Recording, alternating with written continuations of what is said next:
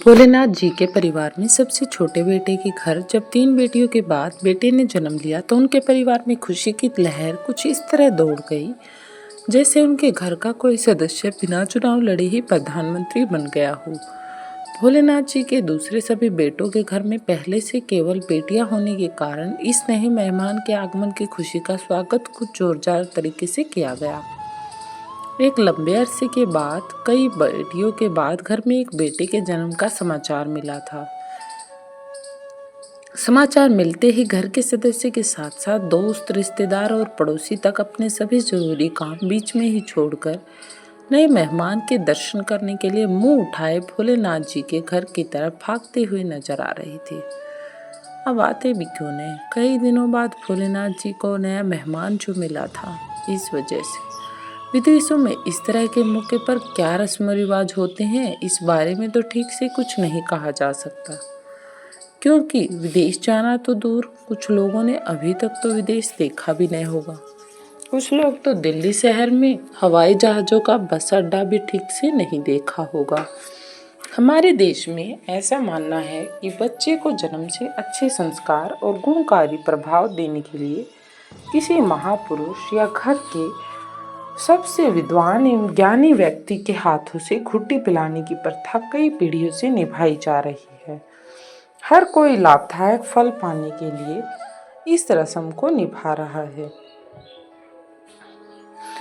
इस रस्म को निभाने के लिए गुड़, दूध, मक्खन, शहद आदि का प्रयोग किया जाता है और इनके प्रयोग से घुट्टी बनाई जाती है।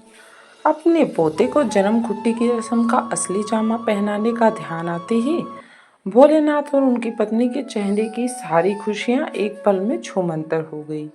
अच्छी खासी सर्दी होने के बावजूद भी दोनों बुजुर्गों के माथे पर पसीने की बूंद नजर आ रही थी, जो कि उनकी चिंता को साफ साफ दर्शा रही थी। आखिर क्या चिंता थी भोलेनाथ और उसकी पत्नी को आह्वान करने का प्रयत्न करें तो अवगुण खुद व खुद हमसे दूर भाग जाते हैं, और यदि उन्हें याद करें तो खुद ब खुद पास भी आ जाते हैं। किसी बच्चे के आने वाले भविष्य को यदि हम जन्म घुट्टी जैसे अंधविश्वास से जोड़कर भयभीत होते हैं तो वर्तमान में मिलने वाली खुशियों के सभी अवसरों को भी खो देते हैं और हम चिंता में ही अपना समय गंवा देते हैं। आप अपने बच्चों को चाहे कितनी ही बढ़िया जन्म घुट्टी क्यों न पिला लें, परंतु काम, क्रोध, अहंकार जैसे अहम भाव के आने से किसी भी मानव में वे सारे लक्षण आ जाते हैं जिनसे वह अप्रिय बन जाता है। जहाँ तक हो सके बच्चों को बचपन से ही जरूरतमंदों की सेवा और मदद करने के लिए प्रेरित करें, जिससे कि उन्हें किसी जन्म घुट्टी के लिए प्रेरित ना करना पड़े।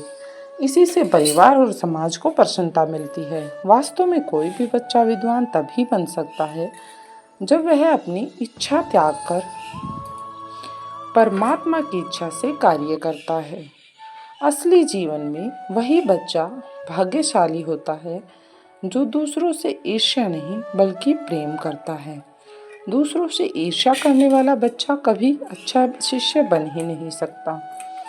गुरुजी का संदेश सुनने के बाद जोली अंकल के मन में भी यही विचार आ रहे हैं कि अपने बच्चों के जीवन में सबसे बड़ी शक्ति देने के लिए उन्हें जन्म घुट्टी में केवल प्रेम प्यार की घुट्टी पिलाएं, तो उनका जीवन खुशबूदार फूलों की तरह महक उठेगा। और यदि आप उन्हें अच्छा इंसान बनाना चाहते हैं तो पराया दर्द अपनाएं, उसे भगवान कहते हैं। आप भी अपने बच्चों को पराया दर्द अपनाने की क्षमता सिखाएं। वीडियो अच्छी लगी हो तो चैनल को लाइक करें और बात से सहमत हो तो कमेंट सेक्शन में ज़रूर लिखकर बताएं यस और नो। धन्यवाद।